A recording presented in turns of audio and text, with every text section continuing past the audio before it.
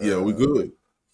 But yeah, Is we celebrating number 50, man, and yeah, we gonna talk about things that need to be talked about as well. And one yeah, thing yeah. we've talked about in previous shows, hell, everybody talked about it. Um, with the Drake situation, he just pulled back on his lawsuit, or I don't even want to call it a lawsuit. But now he's doing some other shit. We done heard about him. We done heard about academics calling out LeBron for cheating on his wife. And Which Jizzle, that which go wasn't ahead. that some bullshit though? Like that turned out to be some like that wasn't just all the way 100 with it. What academics was talking about, was it? Joe Budden seemed to think it is. He Oh, think okay. it's true. He think it's true, and I don't know. But okay, we can call it bullshit, whatever. But at this point, it's Yeah. already in the minds of the listeners, whether you're a Drake fan or you're not a Drake fan, it's already in your head. And I think to the point where it's already there, you don't want to erase it because all of the bullshit he has done prior to that. Right. And me and Jizzle done talked backstage, and I done said he can't come back for this. And I heard the same exact thing on Joe Budden podcast. And a couple other people said it. There's no way he's going to Oh come yeah. back. Not more than a couple. More than a couple, I might add. I will be the one that continues to ride with my light skinned brother from another. We all in this together. You black, your daddy black, you're black. Nah, let me stop. But nah, man, how do you combat a name like that? Like, there's no you don't get the stats and whatnot. You don't fill up that many stadiums throughout the decade, and some shit happen, and it just go away. Michael Jackson went through a whole fucking. Now I know comparing Drake to Michael Jackson. Yeah. That's a stretch. I know I'm stretch Armstrong a little bit right now, but what I said that just to say, like, Michael Jackson went, all that shit came out. Them charges, then them allegations, crazy, crazy, crazy, crazy. It don't mean nothing to them fans who filled up them stadiums though. Like But that's has he all. ever been convicted or charged for any of that? No. No. You actually hear, matter of fact, I can't remember the actor. He said that he allowed his kids to go over there, and his kids loved it, and it was nothing negative that came back from it. His kids never came back to them saying this is what happened or this bullshit happened. None of that happened with him. But Drake is putting himself on the forefront, especially with the lawsuit. And I don't understand how the fuck he gonna stay with that label trying to sue them. That's weird to me. You know what? But I think that go ahead. I think that's him trying to get out of that deal, that largest deal we ever seen in hip hop history. Type, like, I think he's trying to get out of that deal Why? because honestly, he has enough to front every tour he does. He has enough money to fund. It's like the when you think of people like uh, Dave Chappelle, he doesn't need Netflix. He can fund his own 20-state tour by himself, production wise. He can fund it. He can film it. He can produce it himself. He can do all that himself. So what's the need to be in these deals like this with these UMGs and Warner Brothers, which is basically UMG as I see it. What's good, Uno in the building? What up, Uno? So let me ask this question then. Did he have the money? Which we probably would all say yes. Did he have the money before he signed his motherfucking $400 million deal? I don't know. I don't Come on, know. man. Come on, man. Because if you would say no, then for him to have all these number one fucking records prior to that deal, for him to be the most streamed person or artist on Spotify, Well, for him to have the I most number one hits in rap history, you mean to right. tell me he didn't have enough money to do what you're saying right now to front all his tours? Why the fuck he signed this deal in the first place then? Good question. I will say that the accolade he didn't have the accolades and the statistical accolades he has now before he signed the deal. It like his shit has grown over the time. So, you know, all that Young Money, Drake and all that shit, yeah, he was doing good. But after that, it went to a different, it went to some upper echelon shit that only few people touch when they go out and touch a stadium, you know. So I will say that. Let me ask this: is Drake that dope? Is Could Drake do what he has done without what Universal has done for him at this point in his career? Not going back to the Now, early Young Money days. Could he have done this by himself? could he have got him to where he's at now? Maybe not. But now that he's in the seat he's in now, I believe he can. Yeah. Now he can, but he had But to have help. And we talked about the payola thing, and I ain't gonna get into that because we're gonna do a live about that. oh But yeah, we got to do that. it makes me wonder what made Drake so special. Now, no, like I told you, and I tell everybody, I fuck with Drake first, maybe 2 to 3 albums, including the first mixtape he did back in 2008. I can't even think of the name of it right now. I'm drinking. I ain't in the thinking business. But when he was doing all that goddamn singing on.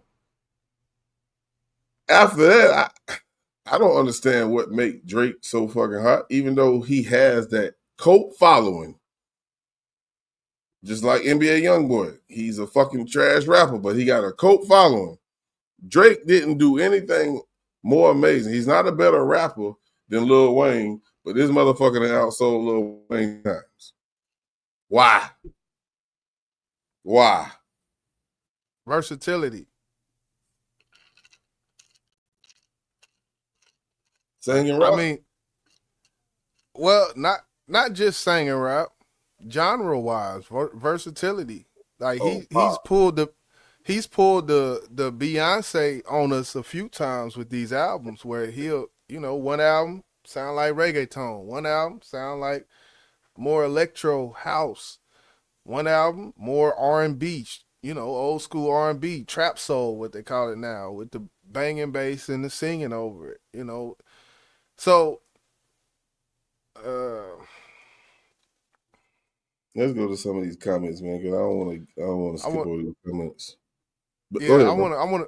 I want to read Uno comment, but before I want to read Cupcake back when we was talking about you know, Are you talking his. about She said you this one right cannot here? just call. Yeah, she said you cannot just call someone a pedophile. I'm sorry, and people are using that term incorrectly, which they are. Uh, you know, it's one of them things where you see it on YouTube. Well, if you be in these certain sectors, people get called all type of shit that don't be really correct. You know, per the definition.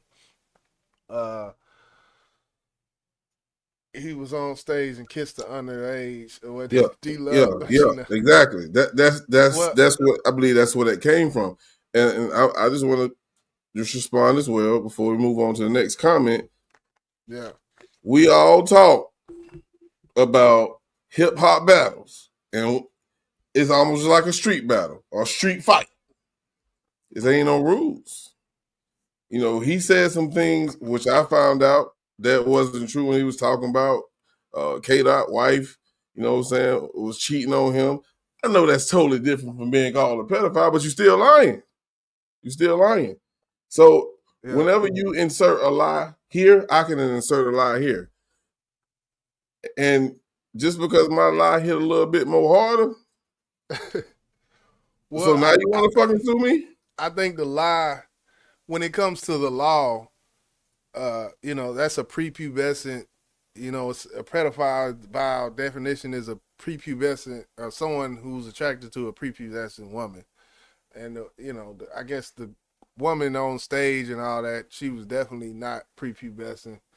Uh, but So it, so if that you're in the it, it's battle rap, if you're in the battle rap, Jizzle, and this was I'm said, I'm not making no type of. I'm just strictly talking about what so don't try to tie me to no type. Got to cut my camera on for this shit. Don't no. I don't agree. I don't agree. nah, I ain't trying to put you on that, man.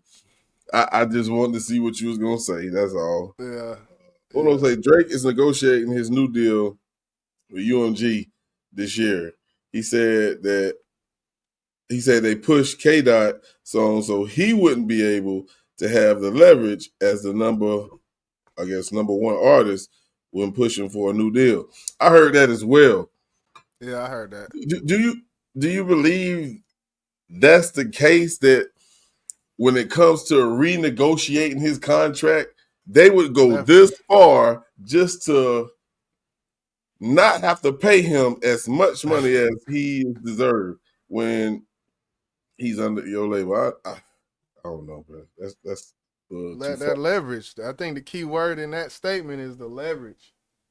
The leverage that Drake has. Being that number one artist. If you coming back to that table, yeah, you gonna have a certain amount of leverage if you still that number one. But as far as like a label trying to sabotage you, yeah, that's I don't think the label was trying to sabotage him.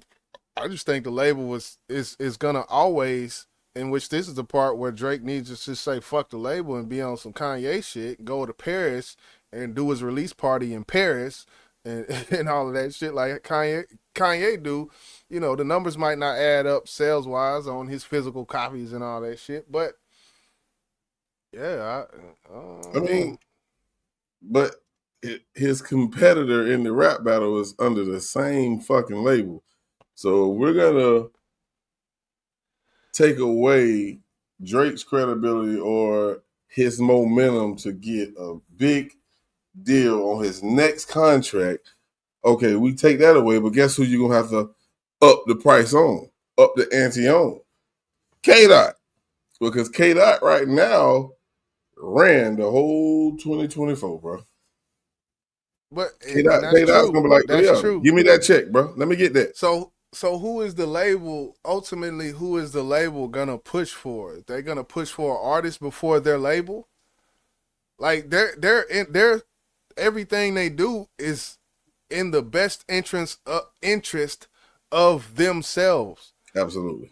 That's the part about a label. Like they're gonna do whatever in the best interest of themselves. If they see that this track here is blowing up like wildfire, they not gonna not promote or do something to the Kendrick shit to try to lessen die down so they can keep one artist. No, they want one artist and they want another one. They like, okay, we got you, Drake, but look, Kendrick blowing up, so hey, we gonna hype this shit up too, cause all in all, they like I said, they gonna what's in the best interest of the company, not the artist. That's the part about a label. It's always gonna be like that. It's never gonna change that part of it. Do you feel like at any point, going back to the beginning of all this shit, that UMG would have should have stepped in and said, "Hold up, no, we're not gonna do this shit," or you think they say this is gonna be fucking great for us? That they Revenue is gonna come in. the latter. Cause what is do you expect a dog to go outside to take a shit? Like it's the latter. It's you expect the labels to do this. Like this is expected of a label. They're not gonna sit up and nah, man. They want two Drakes. They don't want one. So I like the way you just said that they want two Drakes. What Uno says that they can take away up to 100 million from him for not being the top dog. If that is that a part of his contract, Uno? Because if that is, then it would make sense on why Jello got 13 million, 8 guaranteed. Because we know when it comes